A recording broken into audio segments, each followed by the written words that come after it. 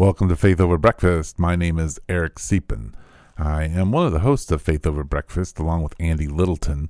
Both of us are taking some extended sabbatical this summer, so the following podcasts are the highlights or lowlights of Faith Over Breakfast. We're hoping to bring forward some of our many episodes that you might have forgotten about and would enjoy or have never heard. So, over the next 2 months, I encourage you to explore and find out all about Faith Over Breakfast by listening to our summer series replay of the best and worst of Faith Over Breakfast. Welcome to Faith Over Breakfast. You are listening to a podcast by Pastor Eric Siepen and Pastor Andy Littleton. If you enjoy Faith Over Breakfast, we encourage you to rate it on the Apple Podcast app, on Spotify, or Google Play. Thank you and enjoy the podcast.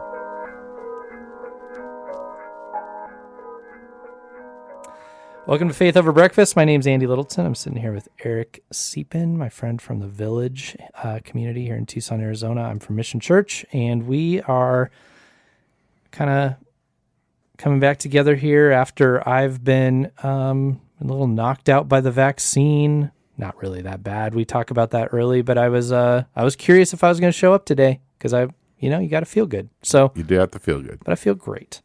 So good to be here. We talk a little bit about my vaccine experience at the beginning, and then we talk about Ravi Zacharias and how to think about that and leaders. And as per the usual, I will say some of the best parts are at the end. Yeah. So don't hang in there. Hang in there. Listen to it all. So thanks for joining us, Eric. Yes, it's good. I enjoyed it.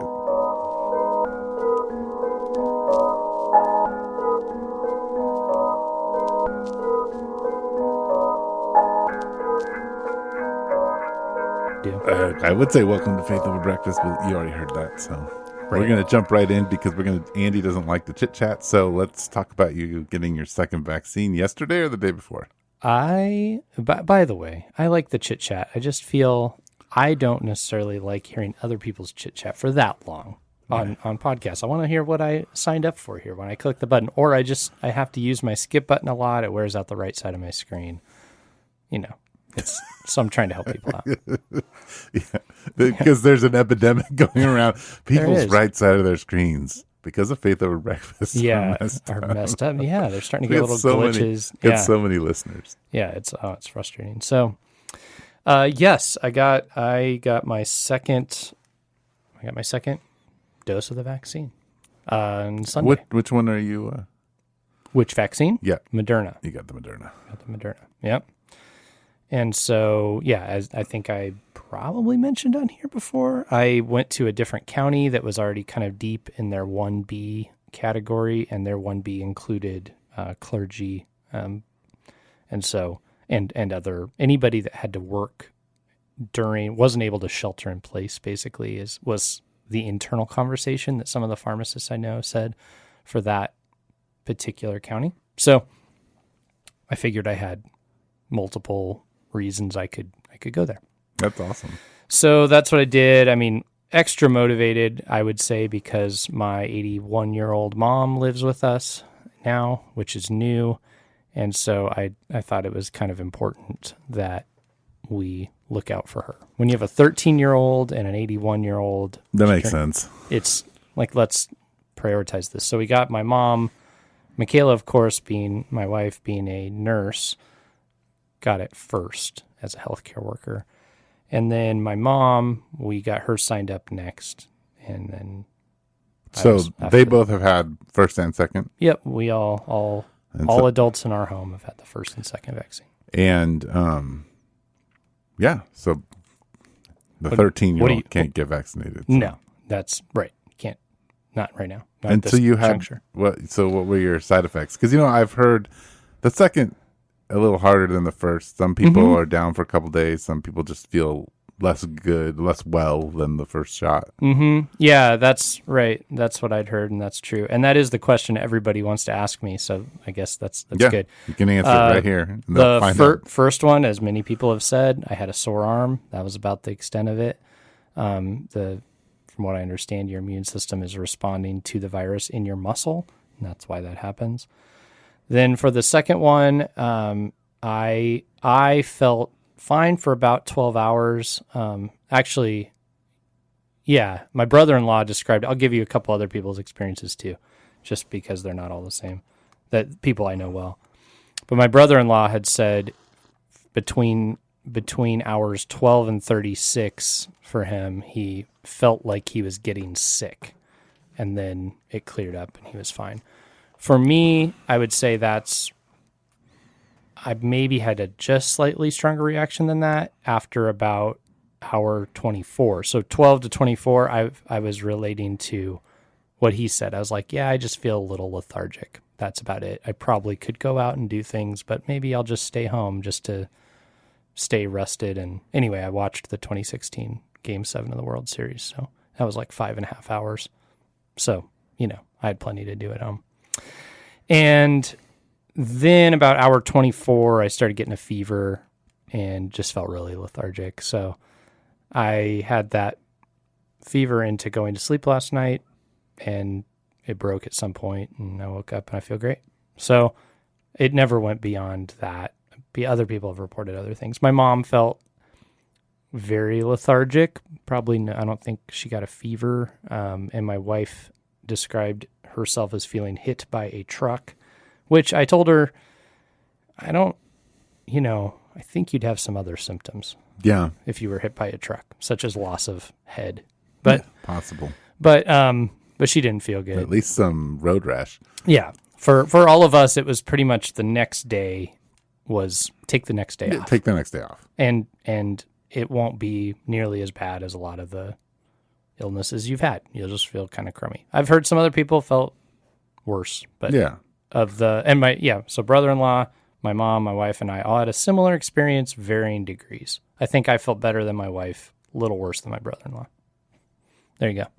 There you go. We got the lowdown on the second vaccine. Lowdown and the slowdown. Yeah, and I heard that from my wife, so I got some inside information here. It's not inside because I think it's been announced more publicly, but the U of A, I think they're averaging somewhere between 600 and 800 vaccines a day, and they're gearing up to go 24 hours, and their goal is to hit 6,000 a day. Yeah, they're right. They're ramping up significantly. And everybody's ramping up.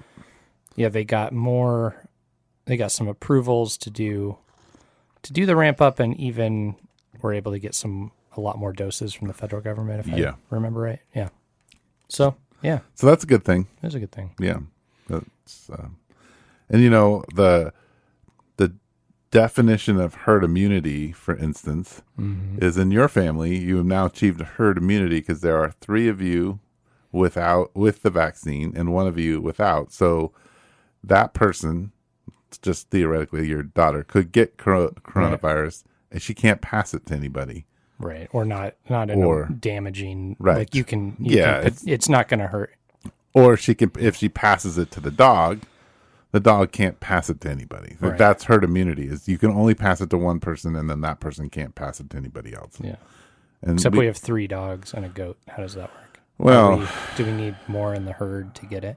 I'm feeling that there's some research that needs to be done. Yeah. Having a goat, that messes up it's a whole nother layer. The whole study. But anyway, so we're moving in a good direction, it sounds like. Yeah. Yeah. Yeah. No, it's good. I think probably the most important thing for me was, like I said, looking out for mom. I think that's what we've been advocating for as a church, and is look out for those people who are more vulnerable. And my mom's in that category for sure. So do you want to get this vaccine? I don't know. Who does? I mean, I didn't want to. Do you think that you'd be fine if you got COVID? Yeah, you might be fine. Most people are. Some people aren't, but most people are. But, try to think about others who are vulnerable. So we were doing that, and my wife said to me last night, she just said, thank you for doing this. She knows it wasn't anywhere near on my list of things I wanted to do. So that to me was huge. Just kind of this honored her that it was something important to her. So did it. Yeah. There you go. And I'm scheduled for mine on the 12th of March. Oh. At U of A? No, apparently Banner is doing a little bit more for religious healers, and so we're able to get in there. But did you just say religious healers? Mm-hmm. That's what they call us. Whoa. But yeah, I had heard that. You have to, when we signed up, you have to actually sign up as, you have to go through the I am 70 or older, and then it's buried in a different spot. But you can't get to that spot unless you go through this weird portal of saying I'm 70. But in this other county, by the way, it was not that I'm saying this is good or whatever, but I expected to have to answer questions and didn't. Yeah, well, Rod got his from the same reason, for the same purposes, because of a religious leader, and he we had to write him a letter and everything. They never asked for the letter. Yeah, they're just driver's license. Any allergies? Okay. Yeah. But better to be better to be prepared. It's just, I think the goal at this point is get people vaccinated. Yeah, that's a huge piece. It's like if somebody's before you wanting to get vaccinated. I've heard a bunch of stuff on the radio about this now, and realize that some people would say that I jumped the line or what, and got ahead of somebody, which I think going to this other county, because they can't transfer vaccine between counties, I feel pretty good about that. And the fact that I signed up through the regular portal and answered all the actual whatever they asked me, they knew how old I was. They could, see things about me. Right. Well, and this one I wasn't lying. You just have to go through, are you 70 or older, and go back. Yeah. It's just weird the way the computer system works. Oh, totally. Yeah. No, I'm just saying that there's some debate out there now as to like if folks like us should have just waited. But then there's other debate in the same circles saying, look, there are a lot of people who don't want to get vaccinated, and those who do, let's just get them vaccinated. Don't let any go to waste. Let's just get as many numbers as we can without excluding anybody. Let's be sure we're not excluding anybody. And part of the issue is you have to sign up online, and it's complicated, and that immediately weeds out a bunch of people, and I do see that as a problem.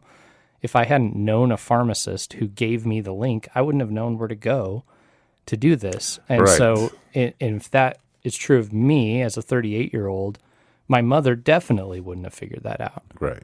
And I had to help her. So yeah, there's a lot there. Yeah. So we should probably announce right here on Faith Over Breakfast that we have young people at our churches. For all of our older listeners, which there's 2, we can give you someone to help you navigate the system. That's probably a service that could be offered, right? We'll help you figure out how to get a vaccine. Actually, that'd be cool. Let's do it. Go for it. Okay, thank you. Oh, back to me. You busy or something? Well, I learned something as a pastor. Always give the responsibility for someone else's idea to them. Right back to them. Yes. Good job. Well, anyway, so all said, that's your life, and we this weekend we kind of got the final report on the apologist Ravi Zacharias, who passed away this last year. But turns out that he had been doing things that were not good, but also sort of presenting someone different than he really was, and denying accusations about his behaviors and such. I'm gonna push back on that in a weird way, just from some of the stuff I've read. Not push back, but say I don't know if he presented somebody he wasn't. As I read things.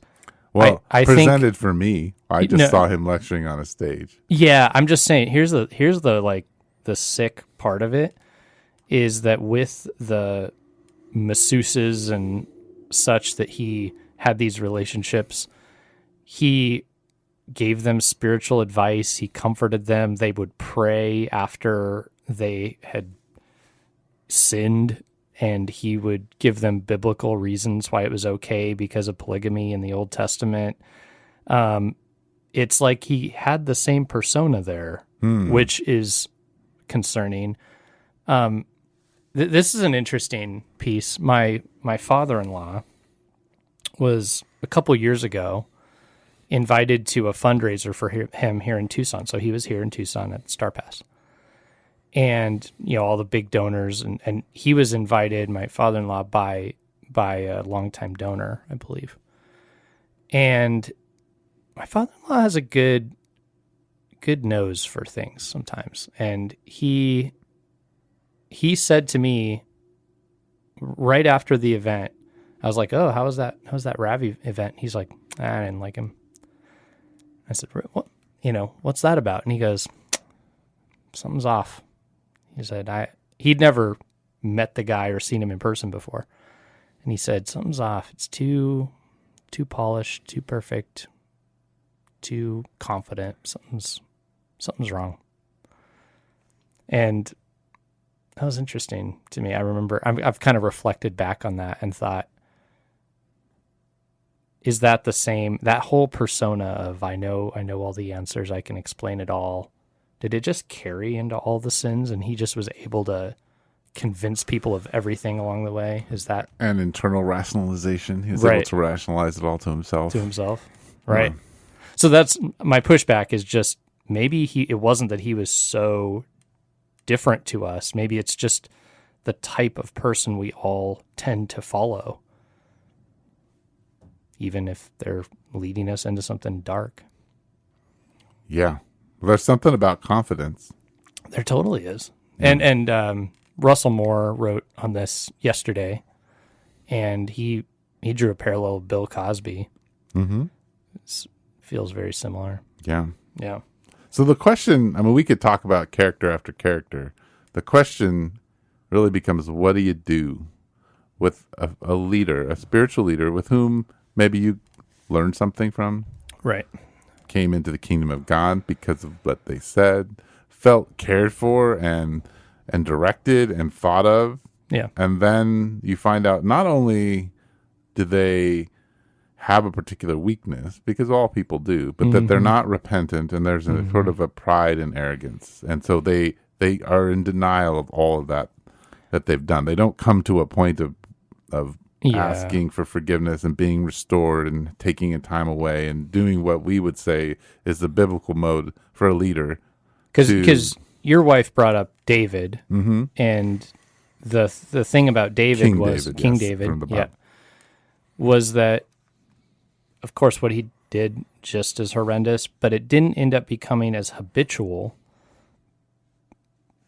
because he repented when called upon and deeply repented, right? Mm-hmm.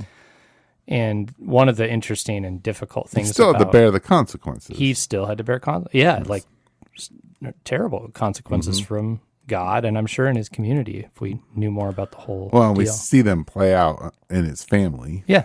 Yep. But we still are invited to take seriously what he says, and in fact, they're called Scripture. Mm-hmm. So that's yeah. So his words are not meaningless. So that's the interesting thing about our cultural moment, is we want to utterly. It's an interesting thing. In my daughter's school this year, they were reading Jesus Among Other Gods, and like, what do you do with that? Do you throw the book out? What do you do?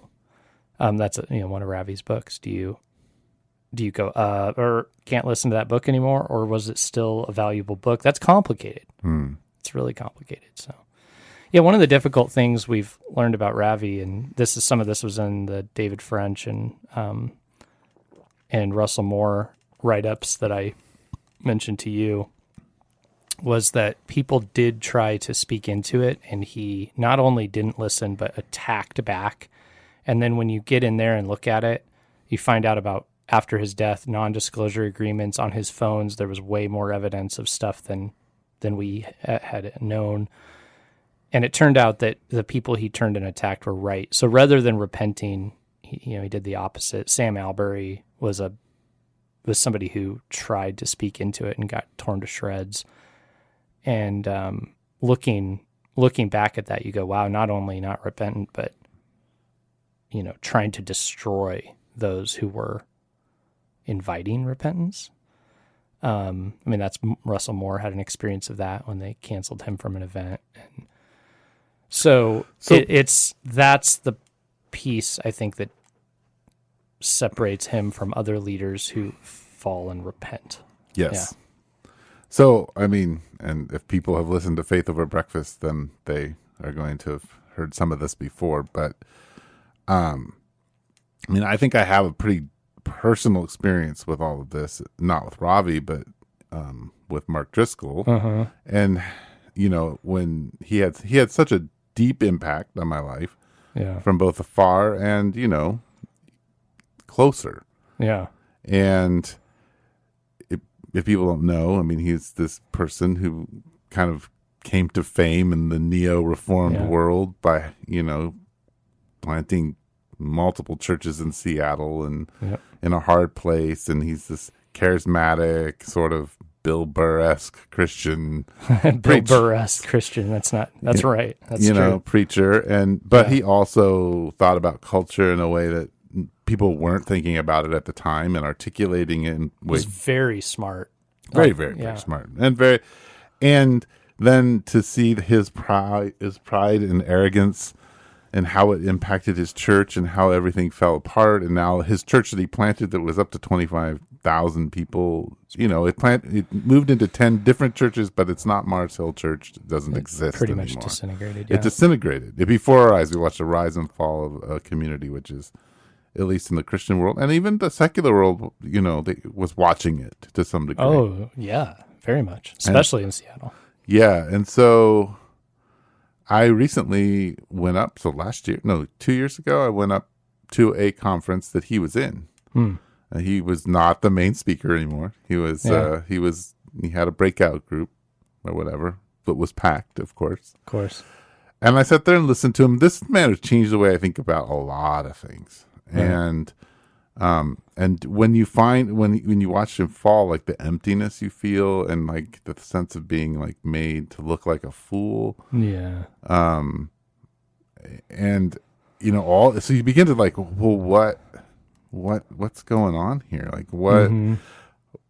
can I hold on to anything that he said? Now he didn't commit adultery or anything. He just used his power to be abusive to people, which is terrible. Right. And he was a very angry person. And so there's a lot of emotional abuse. Verbal. Yeah. And, and control, a lot of control. And so it's a struggle, but I'll tell you what, I wonder how Mark would look at this. I wonder what he has to say today, or on something. I don't even, and so I have taken what he's had to say, and I appreciate it. But what it's done is it's put me in a place where I'm like, well, I just can't trust you. And so, I might read I might think on occasion, I wonder how he's approaching this cultural issue. That'd be interesting to hear what he has to say about it. But I don't trust you on what you're going to say about it. Yeah. And so I think that there is a trust that gets undermined that's very difficult to hear. I mean, to like grab hold of anymore. I can't grab hold of what Mark has to say and think, this is important. I don't trust you anymore. What's your motive? Yeah, I had my closest experience so far, which I'm grateful for, the larger celebrity pastors or whatever, which, by the way, I just listened to a podcast where some leaders had Tim Keller on, and they were talking about the Gospel Coalition, and Driscoll came up because he was, one of the early faces of that movement, and they were talking about how they really went after the larger pastors with a following, and Keller was saying basically they regret that move and have pivoted to trying to platform people who weren't celebrities and lean into speaking as an institution as opposed to having celebrities carry your message. So that was an interesting podcast to listen to, but it wasn't talking about Ravi, but it has implications for that because he actually, you know what? They did bring up Ravi briefly, even though Keller was like, the report hasn't come out, but it's not going to be good. It's like he kind of knew about some info or whatever, right? And they briefly brought it up that the celebrity piece isn't good. But I've obviously followed larger name pastors. I just brought up Keller. That's one that I tune into. And so far, there hasn't been some giant scandal with one of my favorites, which is nice. But I had a really influential pastor in my life when I was a little bit younger and taught me a ton. Somebody I just was like, I want to be like this guy. And he ended up, and it was a gambling addiction, gambled away all of his family's money. And that was a hard thing to stomach. Similar thing where you're like, well, I don't know, does this undermine everything? But you found out, what I realized was after the meeting I had with him, or after seeing him at the church, he would, okay, got to go home, but he didn't. And he went to the casino, and who knows what that looked like, and it just made you go, oh, you kind of had this other life you didn't tell us about. And that was weird. And so it had this strange effect where I realized everything I learned from him wasn't garbage, but it took away some of the bite. It took away some of the influence. Again, like you said, after hearing that, I wasn't like, oh, I want to call him and ask him a question or something. It just kind of undid that for me. Right. So there's that personal part. The hard part is that we're all fallen people. Totally. Like it's easy for you and I to slip into these things, and we all have secrets. Oh, 100%. And you think about, so we rely heavily as Protestants on Luther, who was anti-Semitic. Mm-hmm. We rely heavily on Calvin, who was a murderer. Yeah. In the way he through at the time potentially legal means, but they were not. Yeah, it wasn't not things I would biblically justified. No, no, and mean. He was mean. Pastors that he didn't like, they weren't doing what he wanted them to do. He would, assign them to churches without roofs out outside of town and make them suffer. Or whatever. He had lots of different devices to do. And yet, all of the reformed world puts, right and left foot on those two characters, along with Zwingli and undergirded by Augustine and Aquinas. But they still have, but these men are all flawed. And we're so distanced from them historically that it's easy to not see. You can look at their faithful side, and especially what they write. In the old histories, I read one of the seminal Reformation histories, and it casts them in such a valiant light. The old histories were much less like our histories that our histories, you try to dig up all the dirt. Mm-hmm. They didn't. They tried to give you all the heroics. Yes. Yeah. Yeah. And those are, and so we now though are much more in a celebrity culture, because even though Calvin and Luther and many other, people who move on beyond him in the Reformation movement, though they had some element of celebrity, they weren't celebrities in the same sense that you and I think of them now. Like, right. You have a particular kind of success, and now you're worshipped.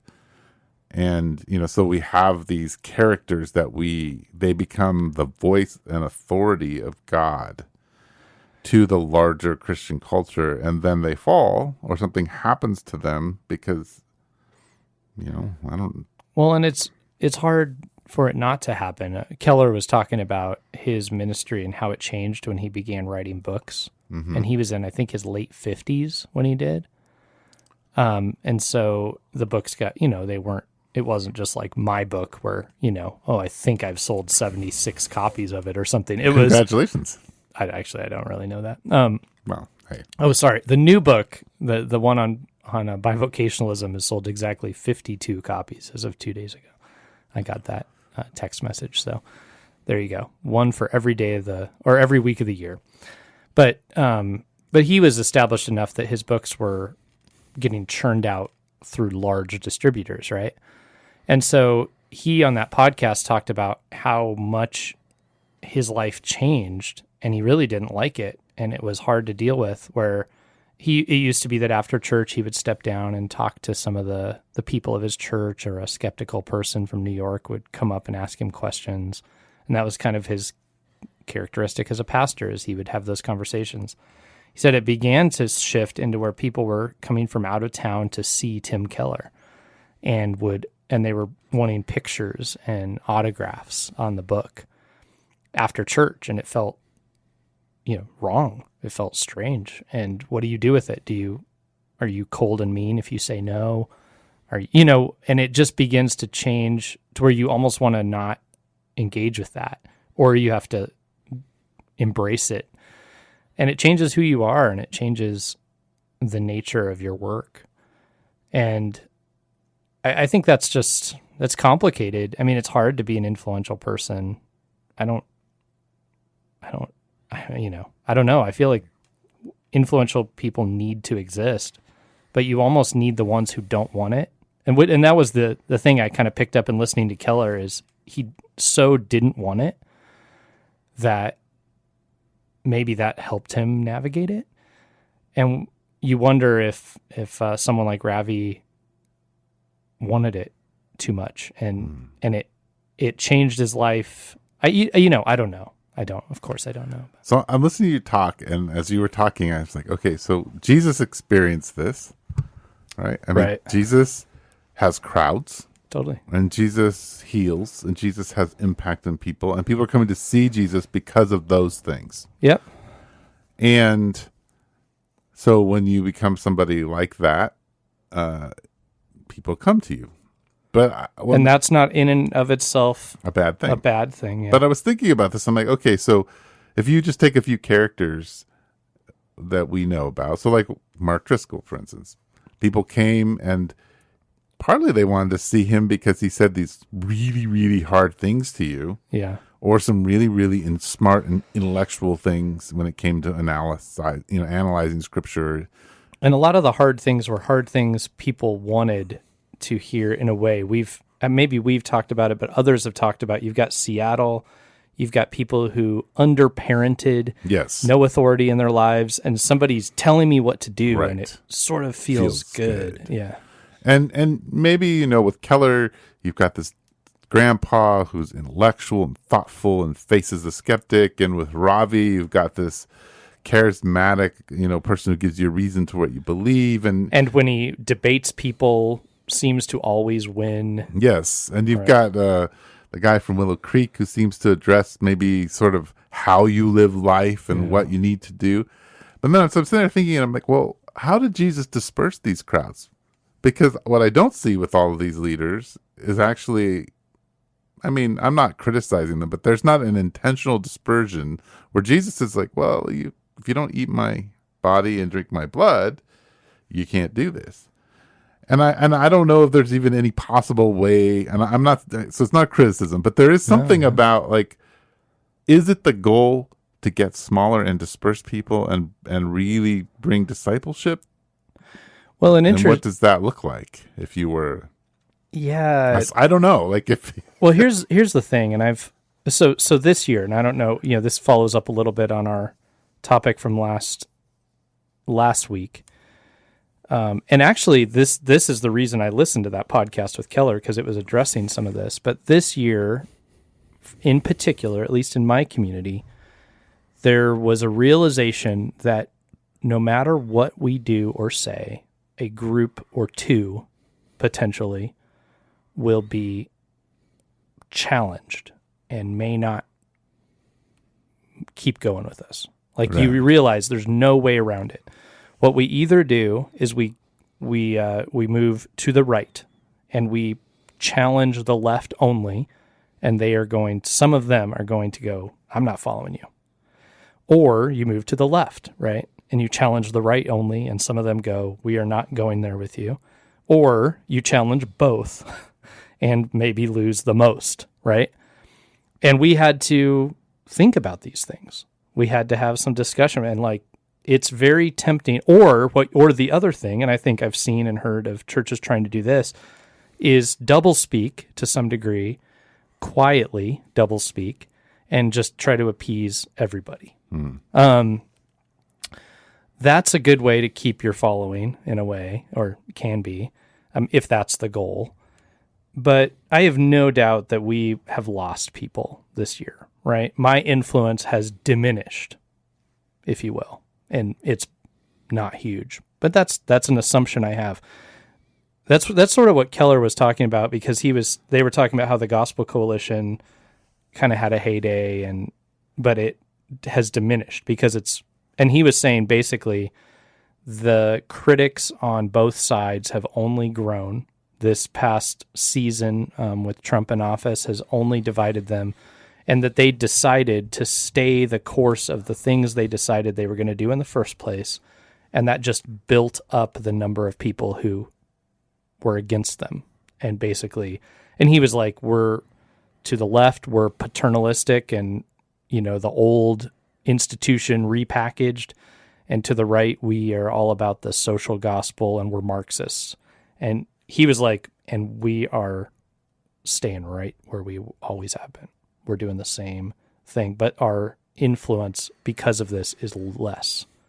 And now it can feel like, you could argue, oh, Keller still has a huge following. He does, but every post he does now, the comments are 90% negative. He gets blasted. Right. Mostly by the conservatives. Yeah. The liberals don't really listen to Keller. They wrote him off a long time ago. Yeah. Right. And I'm not saying Keller's the best, but I'm just saying that's an example of diminishing influence in a way. And to me, that's not necessarily a bad sign. He's not Jesus. But what you're saying with Jesus is the crowds were there. They followed him. He said the hard word, no matter who it was to. He called them to follow in ways that were far too costly. And the crowd diminished. But the faithful,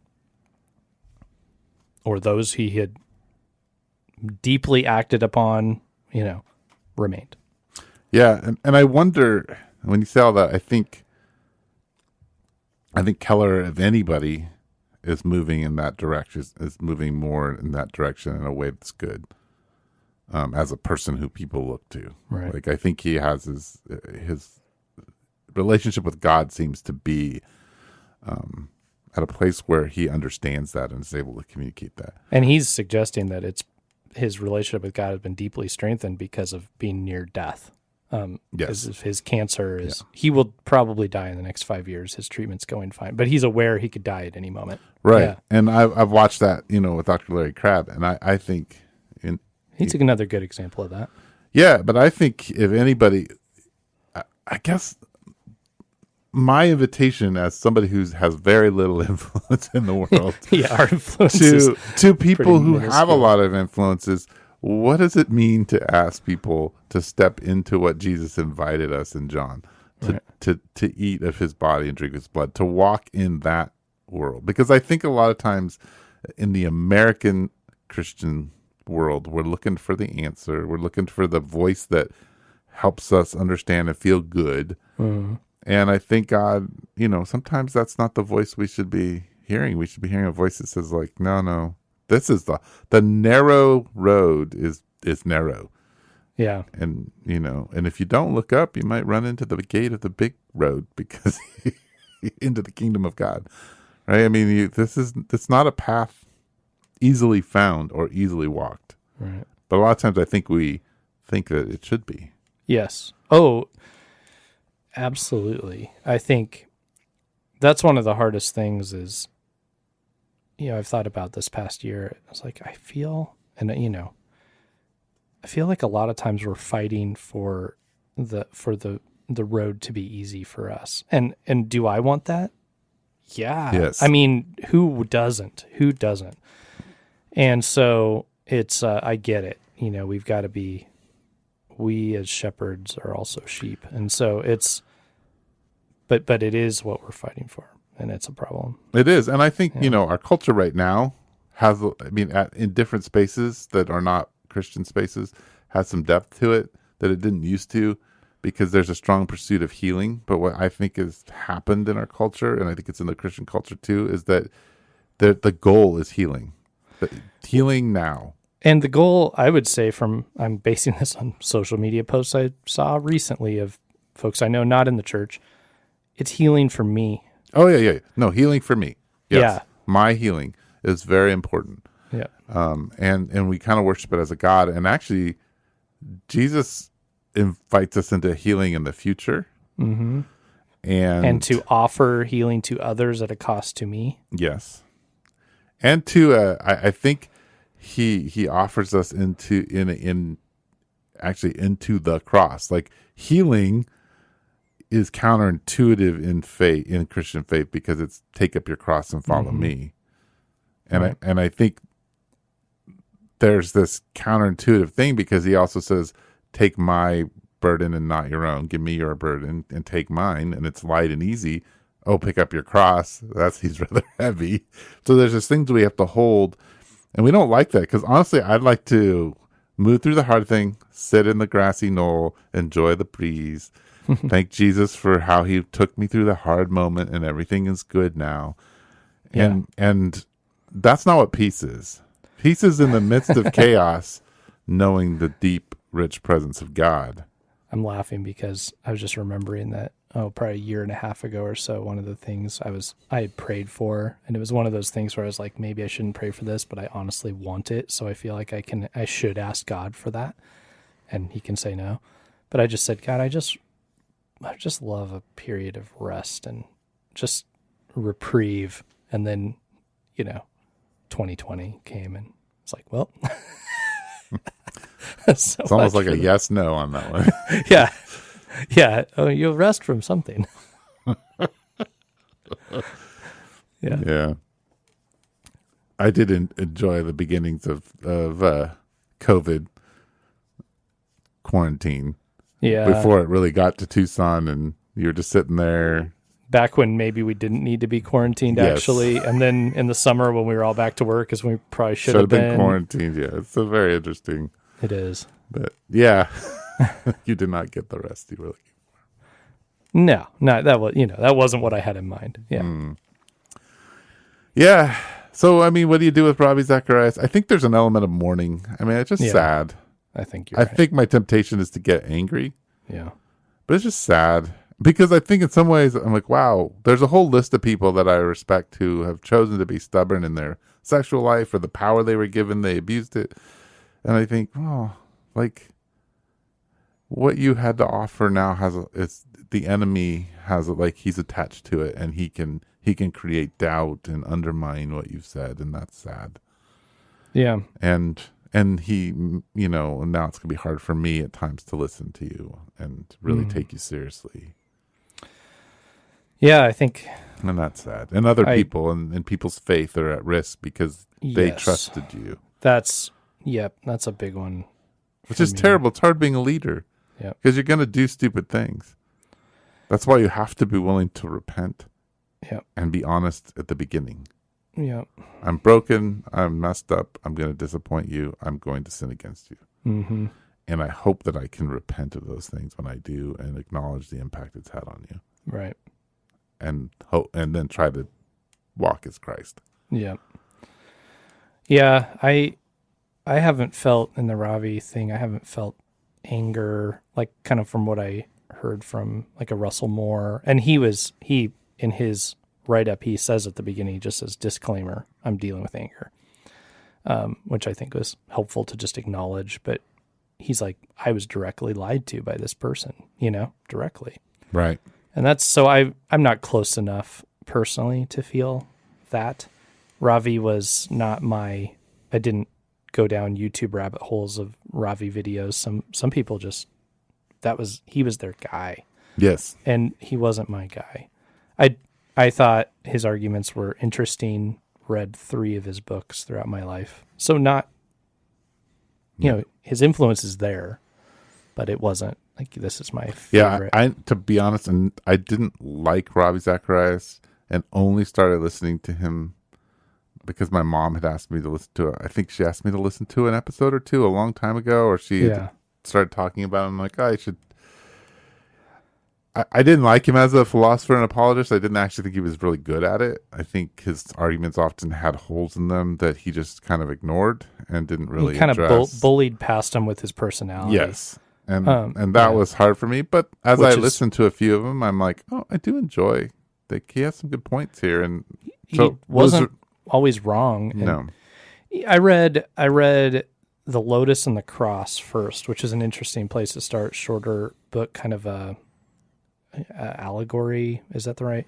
It was fictional, but it gave this dialogue between Jesus and Buddha and another individual. And I found that really interesting and intriguing, that approach.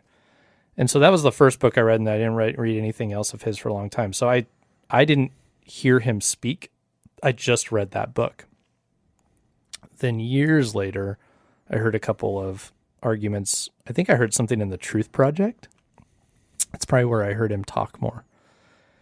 And then I read Parts of Jesus Among Other Gods. I don't know if I ever sat down and just read that book, but that's the second book. And then the third is one that he probably more added on to than wrote, truthfully. It was Kingdom of the Cults, and that was just part of a class I took.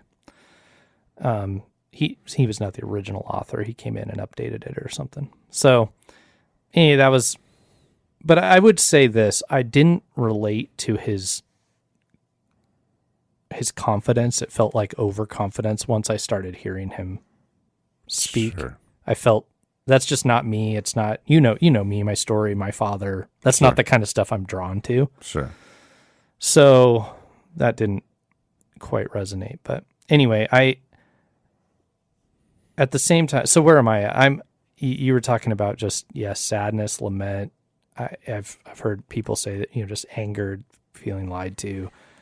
I think for me, there's sadness, like you said, for those who really anchored in this guy, who are now reeling because somebody they thought was very trustworthy turned out not to be.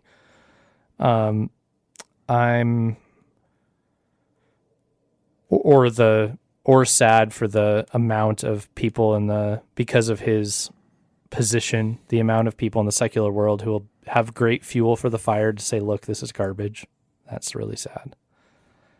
And then I think a little bit of just a slight fear in seeing how easily you could be a Bible reader and know your Bible inside and out. I assume he did. He talked like he did.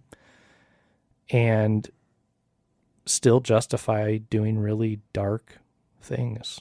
And just that reminder that is true for you and me, and we could do that.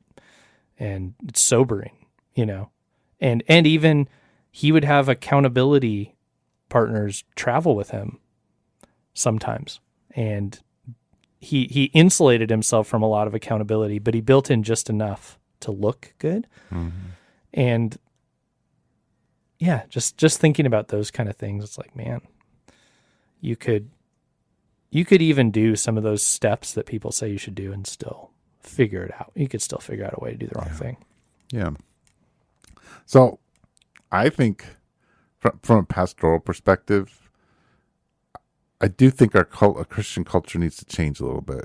And one of those things is, I think that the person that you are submitting to, and when I say submitting, meaning you listen to them. Yeah, submission is when this is a powerful voice in your life. And I see that in my church, and where there's a submission sometimes to people they don't know. Right? And I would suggest that you be in spiritual submission, to multiple people within one community, elders. Yeah. But that you also...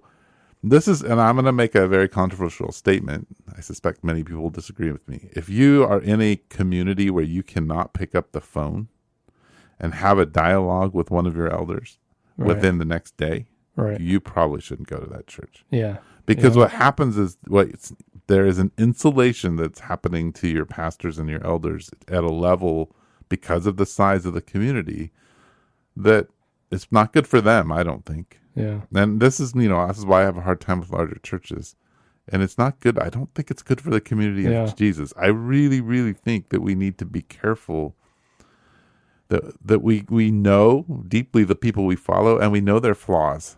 So that when someone says, oh, well, Andy, and they're like, oh, yeah, I know Andy, and I know that Andy struggles with that, and I know that Andy did that, and it hurt me, and Andy repented. Right. Like, you can counter it by no, this is a human being I love. I follow him, but he's a human, and he's a repentant human. He's one who acknowledges. I think that's key if you're going to follow someone, is to be able to have that interaction. Now, that doesn't mean that if a Keller or pick your person speaks, that you can't get things from them. But they should be moving through the filter of your local community. And then that local community being able to work out what that person has to say, not you saying, well, Tim Keller says, and so I kind of follow Tim Keller. And I listen to Andy sometimes, and I feel like what you're saying has been exactly reversed in the majority of folks I know. It's my church. If my church says what, I go and find my people that, my experts, my favorites, and I want my local church to conform to that. And if they don't, I maybe will go somewhere else. Yes. Yeah. And so we've become, and this is, people complain about denominations, but we've been doing this for a long time, looking for the group that says exactly what we want them to say, or the celebrity that creates the space that we want them to. And maybe you're not part of a denomination, but you've created one for yourself, right? Well, a denomination is a set of beliefs in a group of people who organize around them. Right. So you essentially assemble your own informal denomination of, these are my pastors, these are the people who listen to them, I talk to these people the most. Yeah. So I just, be able to engage with the person you're submitted to, and know that you're submitting to Tim Keller at some level if you are continually listening to him and applying his work to your life. There's a submission. Got to acknowledge that. Yeah. For what it's worth, I'm a paying member of the Gospel Coalition, so I sort of personally submitted to something there, didn't I? Yes, you did. You're a paying member. Wow. Never met a paying member. Yeah. I mean, what is that all about? Like, oh, you teach me, I give you money. Yeah. No, it's not. It's we feed into the Arizona chapter. We support it. Sure. But there you do need to acknowledge that, right? Yep. Well, there you go. Vaccines, Ravi, faith over breakfast. What a day. What to do with your leader.